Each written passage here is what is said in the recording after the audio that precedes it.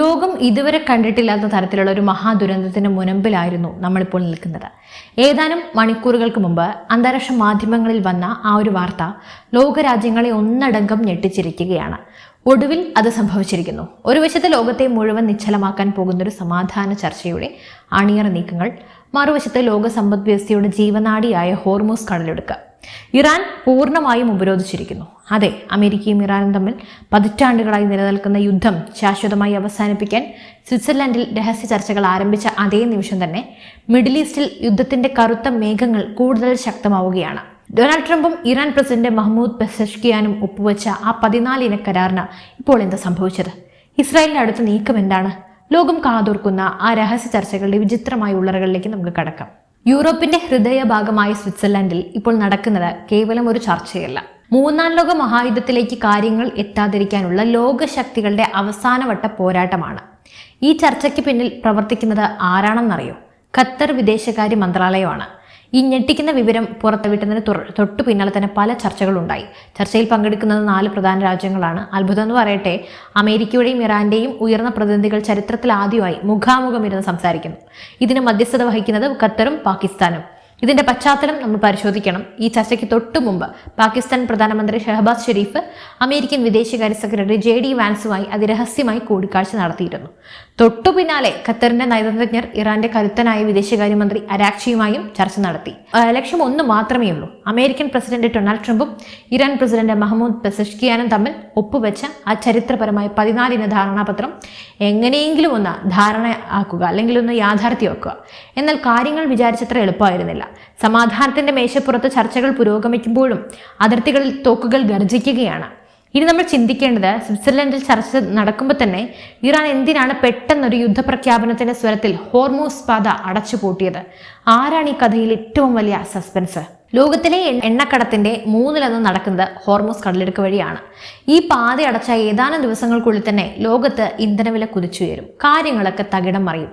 ആഗോള വിപണി തകർന്നടിയും. 14 കരാറിന്റെ വ്യവസ്ഥകൾ അമേരിക്കയും കൂട്ടാളികളും ലംഘിച്ചു എന്നാണ് ഇറാൻ പറയുന്നത്. എന്താണ് ആ ലംഘനം? കാരണം മറ്റൊന്നുമല്ല, ലെബനനിൽ ഇസ്രായേൽ നടത്തുന്ന വിട്ടുവീഴ്ചയില്ലാത്ത ക്രൂരമായ സൈനിക ആക്രമണങ്ങൾ തന്നെയാണ്.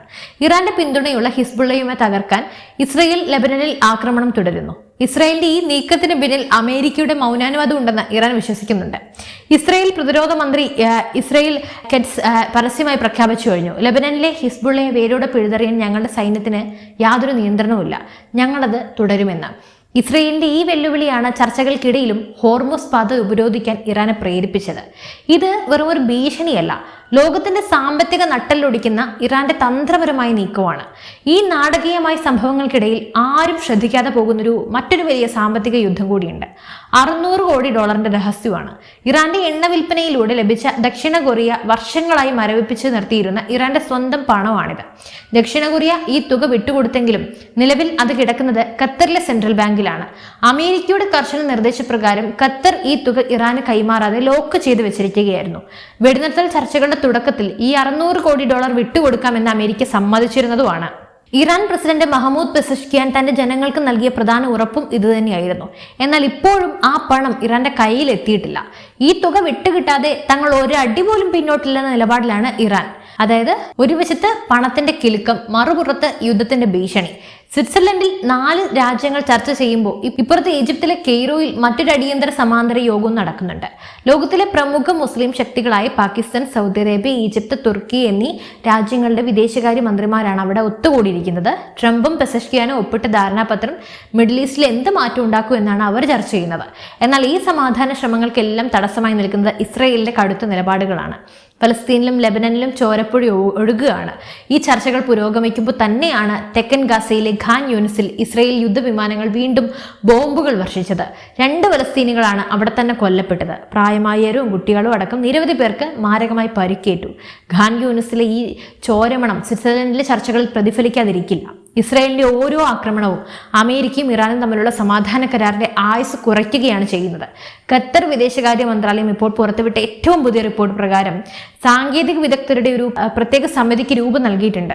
അമേരിക്കയുടെയും ഇറാന്റെയും ആവശ്യങ്ങൾ കോർത്തിണക്കി ഒരു അന്തിമ സമാധാന കരാർ ഉണ്ടാക്കുകയാണ് ഈ സമിതിയുടെയൊക്കെ ലക്ഷ്യം. ലെബനനിലെ ഇസ്രായേൽ ആക്രമണവും ഇറാന്റെ മരവിപ്പിച്ച ആസ്തികളും മാത്രമായിരിക്കും ഇതിലെ പ്രധാന നിർണായക ഘടകങ്ങൾ. ഇനി ലോകം ഉറ്റുനോക്കുന്നത് ഒരേ ഒരു കാര്യത്തിലേക്കാണ്. ഡൊണാൾഡ് ട്രംപ് ഇസ്രായേലിനെ നിയന്ത്രിക്കുമോ, അതോ ഇറാൻ ഹോർമുസ് പാത അടച്ചു പൂട്ടി ആഗോള സാമ്പത്തിക യുദ്ധത്തിന് തുടക്കമിടുമെന്ന്? സ്വിറ്റ്സർലൻഡിലെ ആ അടച്ചിട്ട മുറിയിൽ നിന്നും പുറത്തു വരുന്ന തീരുമാനമായിരിക്കും വരും ദിവസങ്ങളിൽ നമ്മുടെ ഇന്ധനവിലയും ആഗോള സമാധാനവും ഒക്കെ നിർണ്ണയിക്കുക. വലിയൊരു സ്ഫോടനത്തിന്റെ മുൻപുള്ള നിശബ്ദതയാണോ ഇത്?